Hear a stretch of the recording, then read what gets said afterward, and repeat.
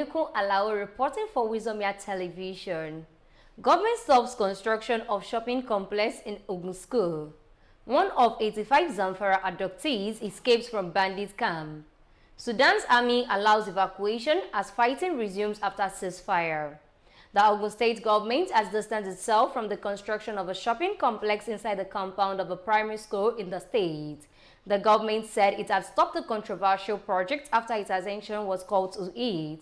According to reports, it was gathered that the chairman of the Ado-Odo-Ota local government area of Ogun State, Sheriff Musa, had ordered contractors to build a complex in the premises of the Nawaruddin Primary School 1 at Ota. There was a protest by stakeholders who expressed shock over the sudden development. According to reports, visiting the place, it was observed that a banner was displayed on the fence of the school, showing what the structure would look like and beckoning on people to make payments. It was further observed that the completion of the project implies that the buying and selling will be taking place in the area, while the pupils will be receiving teaching in their classrooms. The work had already begun on the project inside the school. A resident of the area who simply identified himself as Wasiu said the shopping complex will have 20 shops, 10 on the downstairs and 10 upstairs.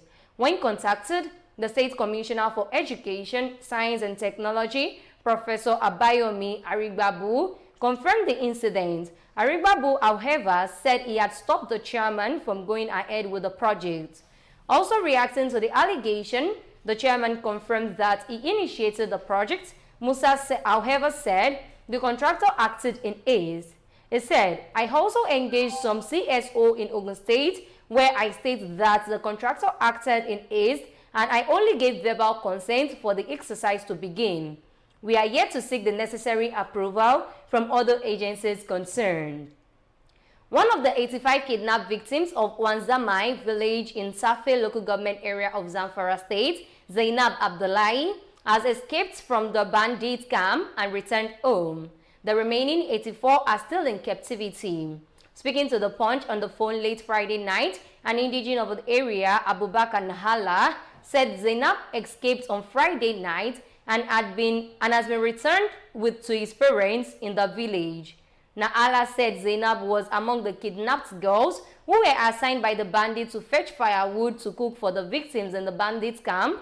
Explaining how she escaped, he said when Zainab and other girls went to fetch firewood, Zainab decided to run away and was able to come back home.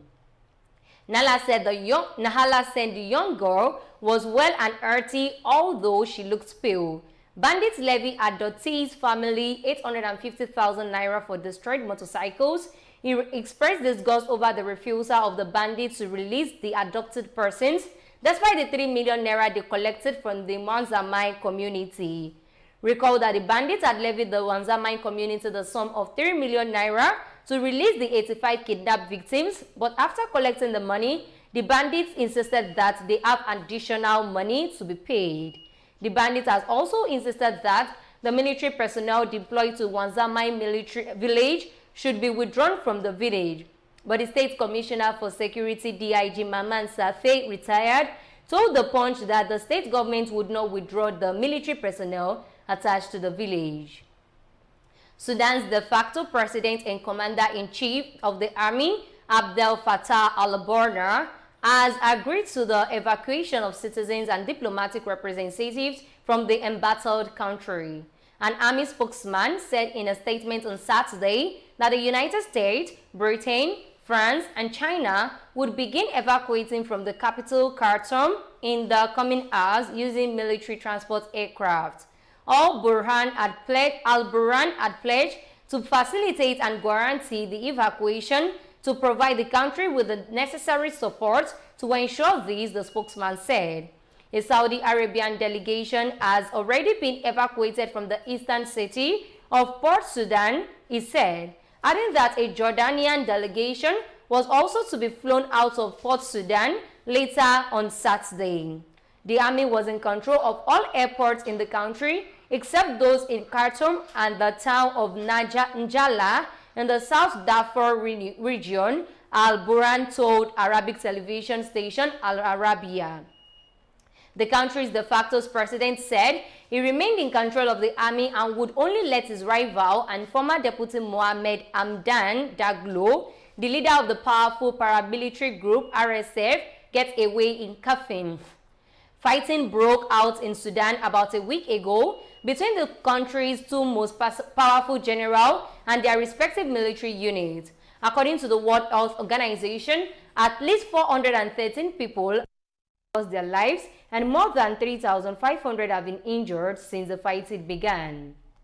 The airport in the capital, Khartoum, has been at the center of the fighting and was therefore inaccessible. Diplomats have been trying for days to secure a resilient ceasefire for the evacuation for foreign season.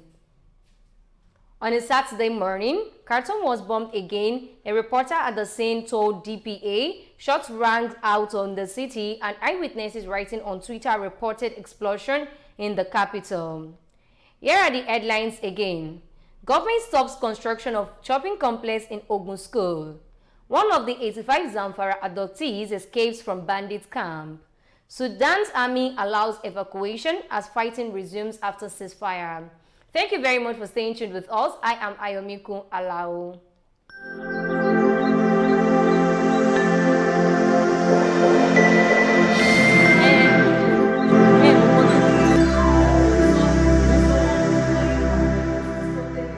Oh, mon continue.